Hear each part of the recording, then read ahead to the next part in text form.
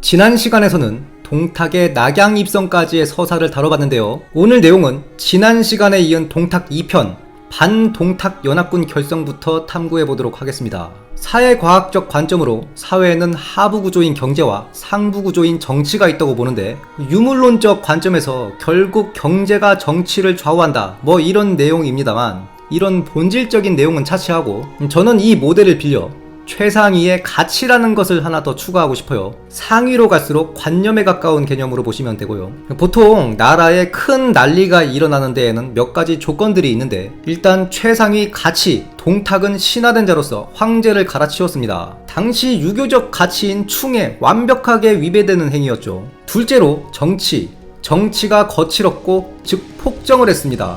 부호들의 재산과 여자들을 약탈하고 자신 앞에서 칼을 풀지 않았다고 시어사를 때려 죽이기도 했죠. 여기까지만 해도 보통 큰 난리는 잘 일어나지 않아요. 사람들이 먹고 살만하면 정치에 크게 신경 쓰지 않습니다. 그런데 당시에는 황건적이 한번 휩쓸고 지나갔을 때로 민심도 상당히 안 좋았습니다. 거기다가 전쟁 중에 화폐 체제를 건드려서 물가 폭등을 야기했죠. 전비를 대려고 한 조치인 것으로 보이는데, 당시 쌀 한 석이 수만 전에 이르렀다 되어 있습니다. 그리고 마지막으로 외부적인 요인에 야망 있는 지도자를 놓고 싶은데요. 너무 많았죠. 원소, 원술, 장막, 조조 등 이 네 박자가 고루 갖춰진 상황에서 난리가 일어나지 않을 수 없는 겁니다. 물론 동탁은 낙양 입성 후 많은 이들을 포섭하려고 노력했습니다. 일단 원소한테 황제를 갈아치울 건데 어떻게 생각하냐 의견을 타진하죠. 원소가 사람들이 반대할 것 같은데요. 이에 동탁이 누가 감히 반대를 할 거란 말이냐. 당시 한나라 태부가 원회, 즉 원소의 숙부였습니다.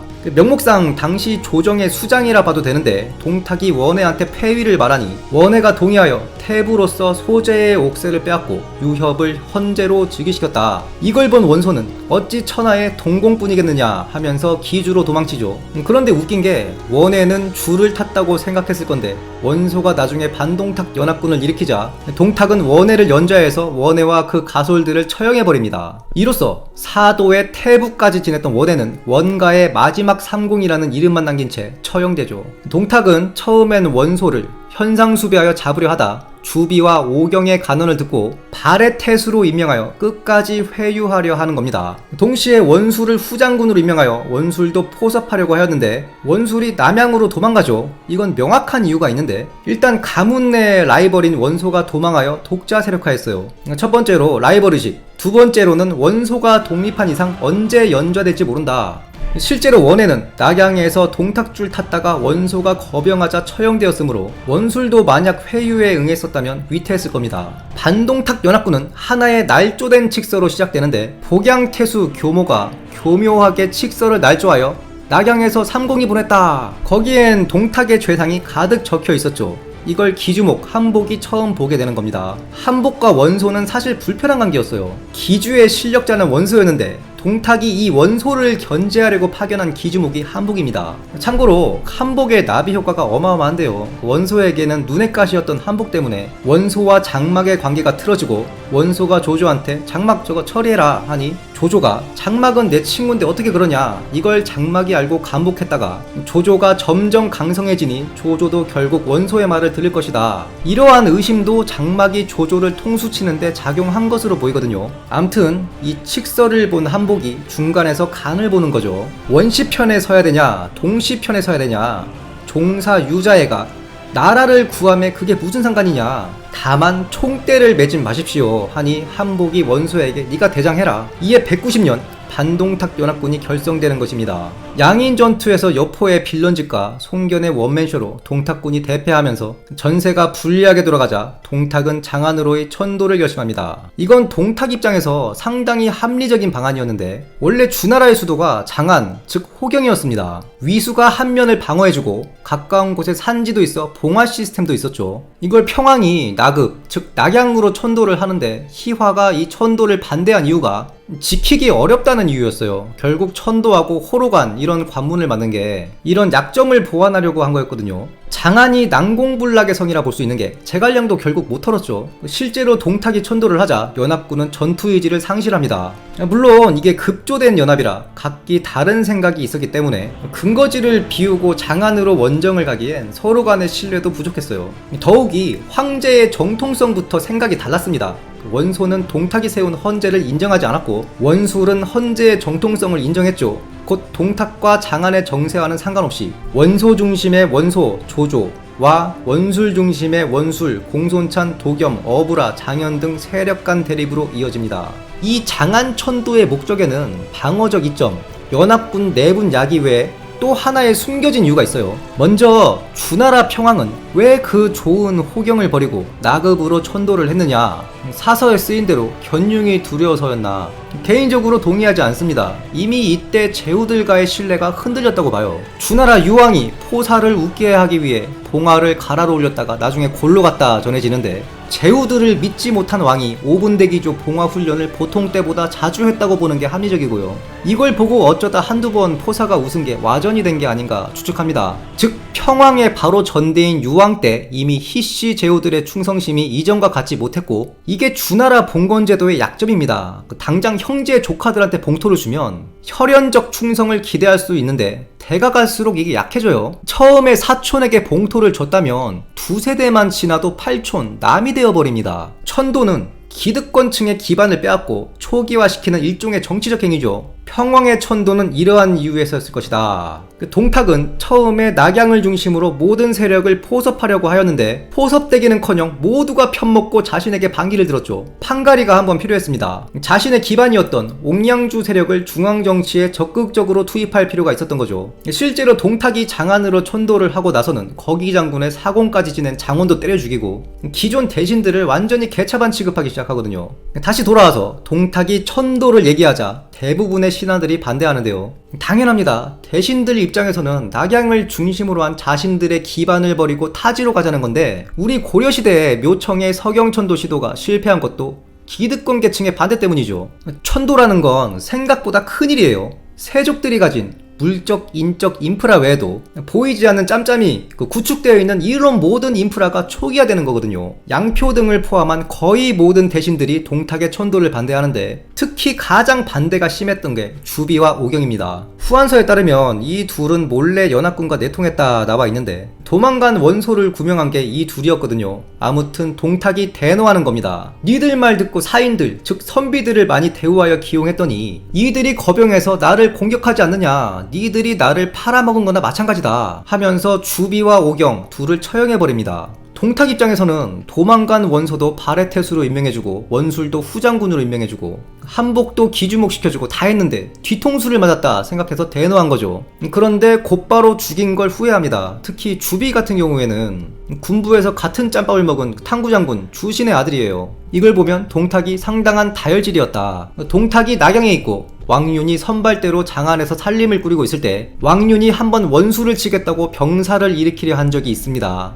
사실 군사를 일으켜서 낙양으로 회군, 동탁을 포위하려 했던 거죠. 동탁이 이상함을 느끼고 불허하여 첫 번째 왕윤의 시도는 물거품이 되고 동탁은 장안에 입성하여 본격적인 폭정의 시대를 여는데 스스로 태사에 올라 부를 열어 모든 일은 태사부에서 관장하도록 하였고 연애 자리에서 반군 포로들의 학살쇼를 하는가 하면 미현의 호화로운 성을 쌓고 방탕함을 일삼았으며 작은 실수를 하면 명문가 대신들도 죽이기를 마다하지 않았는데 바로 전술한 거기 장군의 사공까지 지낸 장원도 저자에서 때려 죽이기까지 합니다. 장원은 이문우와 북궁배곡의 난때 동탁의 상관이었습니다. 송견이 이때 동탁이 불순함으로 죽이라 했는데 그때 죽이지 않았으니 훗날 그 화를 본인이 당하게 된 거죠. 동탁은 자기 사람들은 한없이 챙겨주었지만 그 외의 사람들에게는 포악했습니다. 즉 중간이 없었어요. 이건 동탁이 강박증을 가지고 있었던 것으로 추측되는데 동탁의 이러한 포악함이 낙양에서 장안으로 갈수록 점점 심해지는 걸 볼 수 있거든요.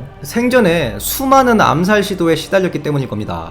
친해지려고 환담을 나누던 오부를 배웅하면서 등을 두드려줬는데 오부는 숨겨둔 칼을 꺼내 동탁을 죽이려 하다가 실패하죠. 그리고 순유도 동탁을 암살하려다 실패합니다. 자신이 포섭하고 후대한 인물들이 오히려 연합군을 왕륜을 만들어 공격하기도 하고 모든 사람이 자신을 죽이려 하니 조금만 의심이 되면 죽여버리는 거죠. 그리고 그 잔인성을 드러냄으로써 불안감을 상쇄하고 공포정치의 효과도 만들어내는 비슷한 사례가 공손찬이 있는데요. 역경로에 짱박혀서 7세 이상 남자의 출입을 금한 게 유를 죽인 일로 유주 기주 전체가 자신을 적으로 두고 포위망을 만들어버리니까 암살이 두려워서 성인 남성에 대한 기피가 생긴 겁니다. 자신의 부하들에게는 한없이 잘해주던 동탁은 결국 자신이 가장 아끼는 여포와 자신이 믿고 정치를 일임했던 왕륜한테 통수를 맞고 죽게 되는데요. 일전에 동탁의 다혈질이 폭발해서 극을 여포한테 집어던진 적이 있었죠. 이걸 여포가 민첩하게 겨우 피했다 되어 있는데 이걸로 여포는 동탁을 두려워하게 된 것으로 보입니다.